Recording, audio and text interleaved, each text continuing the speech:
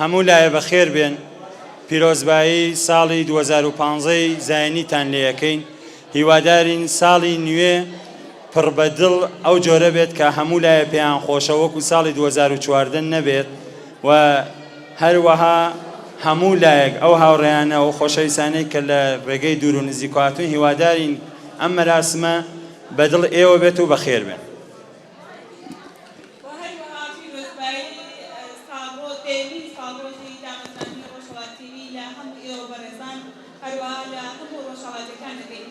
ئێستاش بۆ دەستپێکی ڕێوەسمەکەمان داوادا بەڕێز فاروق فامامیری ئەنجامی دەفتەری سیاسی کۆمەڵە دەکەین کە بێوچەندەی پێشکەش.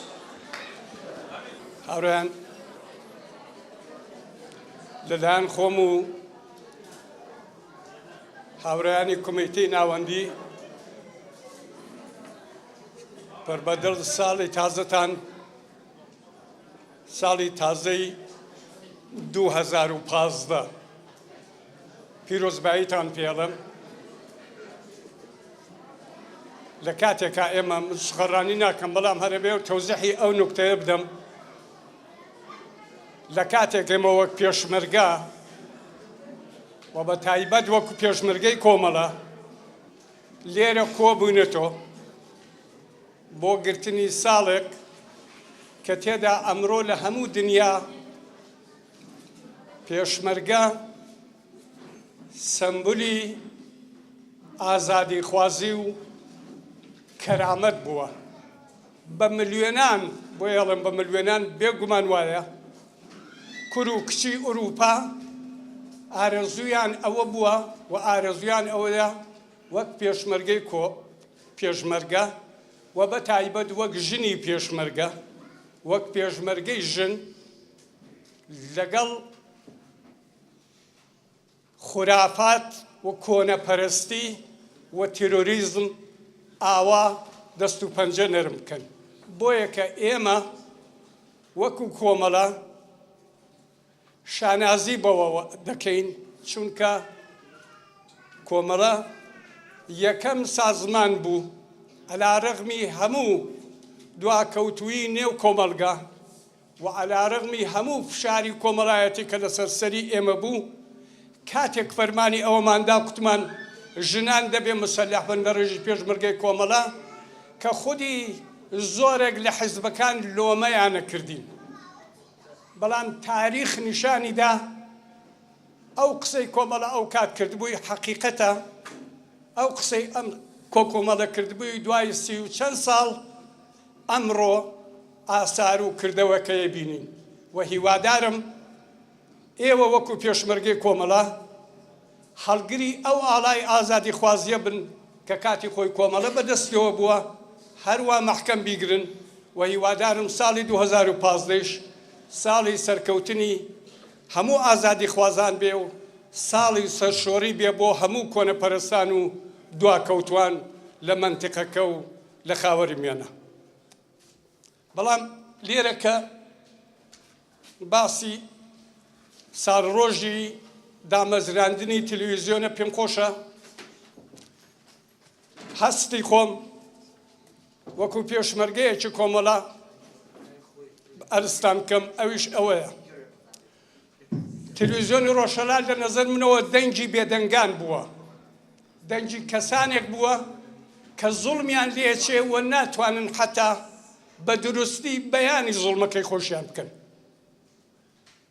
ئەگەر تەلەڤیزیۆنی ڕۆژهەڵات ئەو دەلاکە ڕۆشنە بێ کە تێدا توانوێتی دیفاع بکە لە حەقی ئەو ژنەی کە ڕۆژێ لە ڕۆژان بە فشار و زۆری پیاوسالاری زوڵمی لێکرابێ، ئەگەر تەلەڤیزیۆنی ڕۆژهەڵات توانی بێتی ژیانی کرێکارێکە نانی نییە بۆ منداڵەکانی، ژیانی کرێکارێکە هێشتا حەق دەستیان پێ نەداوە ئەو دەنگە بەرزەوەکە، ئەگەر تەلەڤیزیۆنی ڕۆژهەڵات توانی بێتی دەنگی ئازادی خوازی گەلی کورد بە دنیا ڕابگەیەنێ و لەو کانە 5 سانیەش بوو بێ بۆ هەمومان جێگای گەورەترین ئیفتیخارە.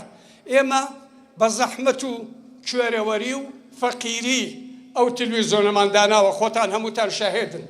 هەموو ئەو کادرانەی چه ئەوانەی پێشووتر لە تەلەڤیزیۆنی ڕۆژهەڵات کاریان کردووە، هەموو ئەو پێشمەرگانەی ژن و پیاو کە لە ڕۆژهەڵات پێشووتر کاریان کردووە و هەتا ئێستا ئەوانەی کە ئێستا مەوجودن بەرەئی من گەورەترین شانازی لە ژیانی خۆتانە یادداشتیکەن.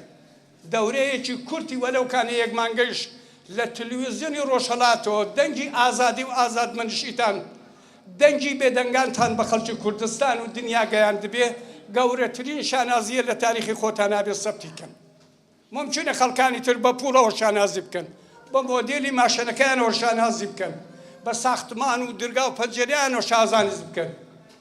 ئێمە لێرە لەم دۆڵە کە دنیا دەزانم بە ملیۆنان خەڵکمان لەگەڵە، ئێمە لێرە لەم دۆڵە بە کەمترین ئیمکاناتەوە دەنگی بێدەنگانین، دەنگی ئازادی خوازانین و هیوادارم تەلەڤیزیۆنی ڕۆژهەڵات کامڵتر، ئوستوارتر، تێکۆشەرتر لە هەمیشە و لە هەم دە ساڵەی خۆشی کە تا ئێستا عومرێکی کردەوە تەجربەی هەیە، ساڵی 2015 و ساڵانی دوای 2015ش هەروە بە تێکۆشەرانە، هەروە بە دڵسۆزانە، هەروە بە سەداقەت و سەمیمیەتەوە لەگەڵ خەڵکی کوردستان بدوێ و هەر دەلاقەیەکی ڕۆشن بێ بۆ ئازادی خوازی و ئازادمەندیشی.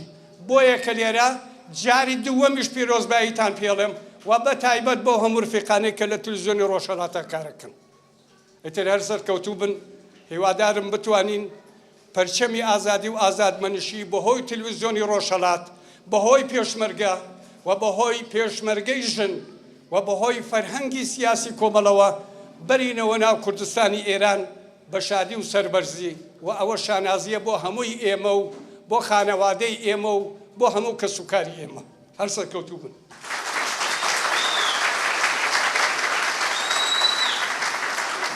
زۆر سپاسی بەڕێز کاک فاروقی بابا میریەکەین کە هێزێک و ورەیەکی دووبارەی پەخشیەوە بە هەمومان بە تایبەت هاوڕێیانی ڕۆژهەڵات تیڤی. دووبارە دەستخۆشی لێکەین کاک فاروق.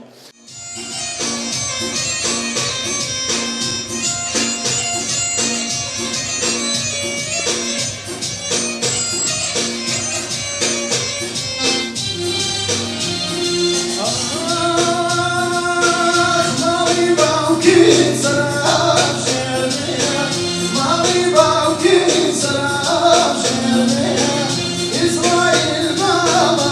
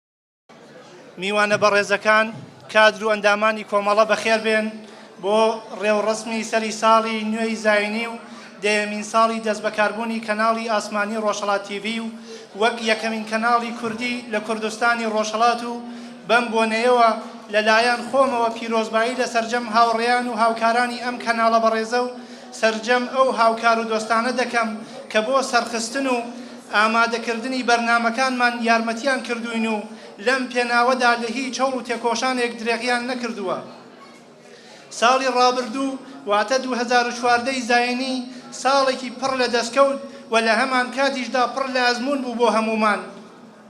وەلەو ساڵەدا توانیمان سەرڕای کێشە و گرفتەکانی پەیوەست بە ماڵی و فەنی کە ڕۆڵی بەرچاویان هەیە لە ڕاپەڕاندن و جێبەجێکردنی ئەرکەکانی پەیوەست بە تەلەڤیزیۆن بە هەوڵ و کۆششی هاوڕێیانمان کۆمەڵێک دەستکەوت بە دەستکەوتەکانی ڕۆژهەڵات تیڤی زیاد بکەین و کۆمەڵێک بەرنامە و پرۆگرامی نوێ بخەینە دەستوری کاری خۆمانەوە و کاریان لەسەر بکەین.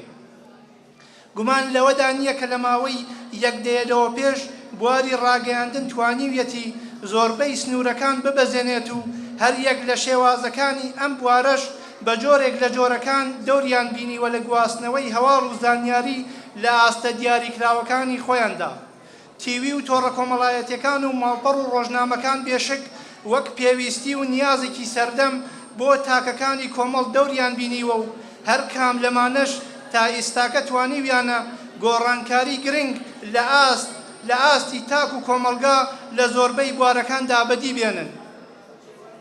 وەک باسکراوە بە لەبەرچاوگرتنی گۆڕانکاریەکانی سەردەمی زانیاری و تکنۆلۆژیای جیهانی و هەروەها هەست بە پێویستبوونی کەناڵێکی ئاسمانی بۆ ئەوەی دەنگ و ڕەنگی ئۆپۆزیسیۆنی کوردی کوردستانی ڕۆژهەڵاتیش بگەیەنێتە لایەنگران و خەڵکی ئەم ناوچە و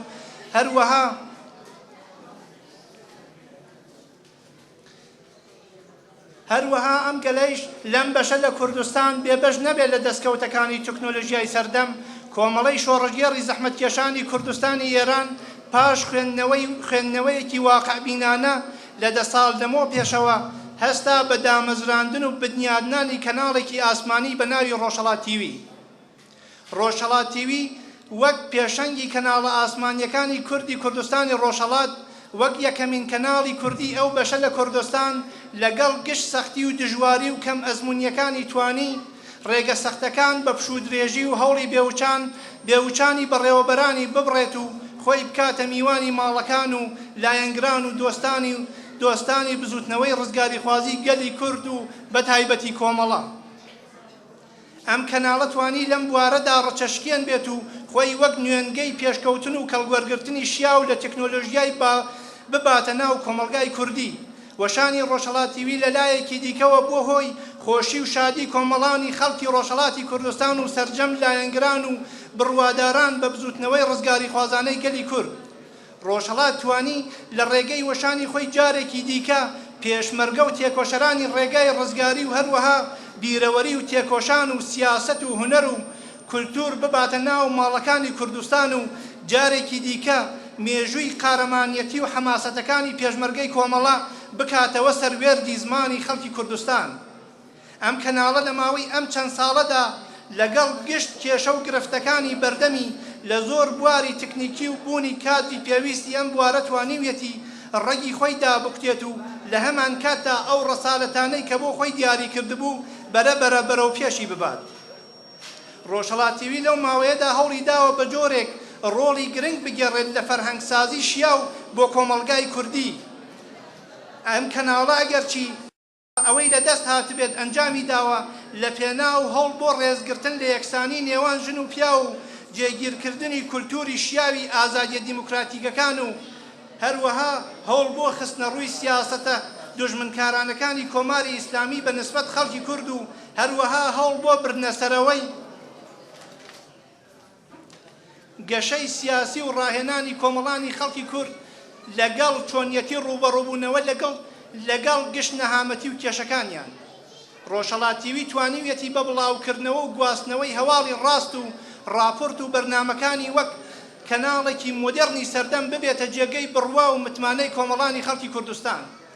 جێگەی خۆیەتی بوترێ بوونی کەناڵێکی وەک ڕۆژهەڵات تیڤی بەهۆی دووری لە زێدی خۆی زۆر جار تووشی کێشەی جددی بووەتەوە و لەسەر ناوەڕۆکی هەندێک لە ڕوودا و پێشاتەکان لە کوردستان کە ئەویش دەگەڕێتەوە بۆ سیاسەتی دژمنکارانی کۆماری ئیسلامی کە ڕێگە بە هیچ دەنگ و ڕەنگێکی دیکە نادات هەمووان لەسەر ئەو ڕاستیە کۆکن کە تێکەڵبوونی ڕاگەیاندن لەگەڵ کێشە و گرفتەکان بە شێوەی ڕاستەوخۆ وەک بنەمایەکی کاری ڕاگەیاندن دەناسرێتەوە و وەک گوترا ڕۆژهەڵاتیوی بێبەشە لەم مافەڕەوایەی خۆی بەڵام بەوەشەوە و بە هاوکاری و کاری چڕوپڕ و شەوانە ڕۆژی پێشمەرگانە و هاوکاری توانیویەتی ببێتە سەکۆی گواستنەوەی هەواڵ و ڕووداوەکانی ناوخۆی کوردستان.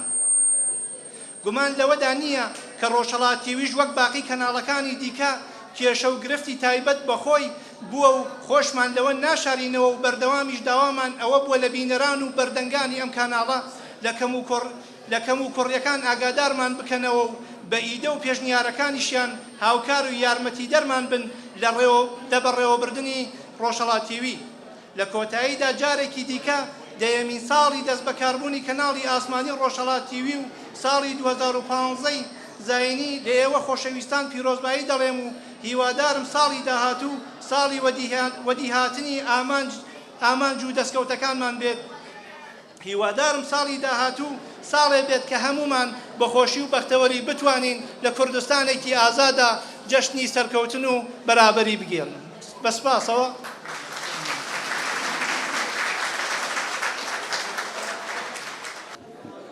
زۆر سپاس بۆ کاک ئیدریس کولادووزی. ماندوو نەبێنی لێ یەکەین کاک ئیدریس لە ساڵی 2014 لەگەڵ هەمومان زۆر ماندوو بوو. ئێمەش هەموو بۆڵە و کێشە و گرفتەکانمان نەبینە لای ئەو هیوادارین لە ساڵی 2015ش هەر بەو هێز و توانە وزەوە بتوانێت ئیدامە بدات و هیوادارین ئێمەش بتوانین کەسانێک بین کە باشتر لە خزمەت گەلەکەمان نابین و لە ڕۆژهەڵاتیویە ئەرکەکانمان جێبەجێ بکەین. ئیساش بە نوێنەراتی لە کۆمەڵی لاوانی ڕۆژهەڵات و هاوڕێ هەژار مزەفەری پەیامی کۆمەڵی لاوانی ڕۆژهەڵات بە بۆنەی هاتنی ساڵی نوێی زایێنی و ساڵیادی دامەزراندنی ڕۆژهەڵاتیویتان پێشکەش ئەکات. کاک هەژار فەرموو. سەرەتا هاتنی ساڵی نوێی زایێنی و دەیەمین ساڵیادی دامەزراندنی ڕۆژهەڵاتیوی لە هەموو ئامادەبووان پیرۆز دەکەم و هەروەها لە هەموو ئەو هاوڵاتیانەی کە ساڵی زایێنی سەرەتای ساڵی نوێی بۆیان گەرمترین پیرۆزبایی ئاراستە دەکەم و هیوادارم ساڵی نوێی زایێنی ساڵێکی پڕ لە دەستکەوت بێت بۆ خەباتکارانی ڕێگای ئازادی و هەموو نەتەوە بەندەستەکان بەتایبەت نەتەوەی کورد لە کوردستانی ڕۆژهەڵات. ساڵی 2014 زایێنی بۆ ناوچەی ڕۆژهەڵاتی ناوەڕاست بەهۆی سەرهەڵدانی ڕەشترین و تاریکترین بیرۆکەی سەردەم لەو ناوچەیە و کوشتن و بڕینی هەزاران مرۆڤی بێتاوان لە کۆتایەکانی ئەو ساڵدا ساڵێکی باش نەبوو و ماڵی کوردیش لە هێرشی ئەو دڕندانە بێبەش نەبوو. ئەو تاریکیە دوو پارچەی کوردستانی گرتەوە و بە خۆنەویستی هێزەکانی پێشمەرگە لە چوار پارچەی کوردستان هێزی تاریکیان لە یەکێک لە پارچەکان ڕاماڵی و بەرەنگاری و مقاومەت لە ڕۆژاوا درێژەی هەیە. لە کوردستانی ڕۆژهەڵات ڕژیمی کۆماری ئیسلامی ڕۆژ لە دوا ڕۆژ قەیران دروست دەکات و تا بێت ماڵی خەڵک وێران دەکات و لە هەموو بوارەکان لە ئابووری کۆمەڵایەتی مافی مرۆڤ و هێتێت قەیرانەکان قوڵتر دەکاتەوە و لە کۆمەلگای کوردستان گوشار و سەرکوت و میلیتاریزەکردنی کۆمەلگا ڕۆژ لە دوا ڕۆژ پەرە دەستێنێ و گوزەرانی ژیان بۆ خەڵکی ئەستەمتر دەبێت و ڕژیمی کۆماری ئیسلامی دڕندەتر لە جاران درێژە بە کۆشتار و زیندان و ئاشکنجە دەدات و ئەمانەش سەرەکیترین هۆکارن بۆ ئەوەی لە کوردستانی ڕۆژهەڵات یەکگرتووی و یەکگوتاری بکەین بە سەرەکیترین ئەرکی هەموو لایەنەکان و هەموو تاکێکی کۆمەلگا و بۆ گەیشتن بە ئازادی و یەکسانی بە زووترین و لە ساڵی داهاتوودا بەرەو کنگرەی ڕۆژهەڵات هەنگاو هەڵبگرین و بۆ ئەم مەبەستەش ڕۆژهەڵاتەوەری سەرەکیترین وشەی سەرزاری هەموو تاکێکی کۆمەلگا بێت. هەروەها لە ساڵی ڕابردوودا ڕۆژهەڵاتیوی لە ڕۆژهەڵاتی کوردستان دەور و نەخشێکی بەرچاوی هەبووە و لە گواستنەوەی خەم و شادی هاوڵاتیان لە چوار پارچەی کوردستان بەگشتی و کوردستانی ڕۆژهەڵات بە تایبەتی بە باشی ئەرکەکانی خۆی جێبەجێ کردووە و لە گواستنەوەی کێشەکانی لاواندا زۆر بە باشی ڕۆڵی خۆی نواند کە ئێمە وە کۆمەڵەی لاوانی ڕۆژهەڵات سوپاس و پێزانینی خۆمان پێشکەش بە ستافی لاوی ڕۆژهەڵاتیوی و هەموو کارکنانی ڕۆژهەڵاتیوی دەکەین و هیوادارین لە داهاتووشدا سەرکەوتوو بن. دووبارە هاتنی ساڵی 2015 زاینیتان لێ پیرۆز دەکەم و هیوادارم لە ساڵی نوێدا سەرکەوتن و ئازادی بۆ گەلەکەمان دەستەبەر بکەین و با هیوای سەرکەوتنی ئازادی و یەکسانی بەسەر سوپای جەهل و تارێکی کۆمەڵەی لاوانی ڕۆژهەڵات 1/1/2015 زاینی. بەس. پیرۆزبایی دامەزراندنی ڕۆژهەڵاتییان کردو کۆمەڵەی ژینگەی سەد ڕۆژهەڵات هەروەها پیرۆزبایی سەد ساڵ کافان کردو. ئێستاش لەم بەشە بە ناوخۆمەدا داوا لە مستەفا دەکەین کە بێت و لێتمان پێش بچێت.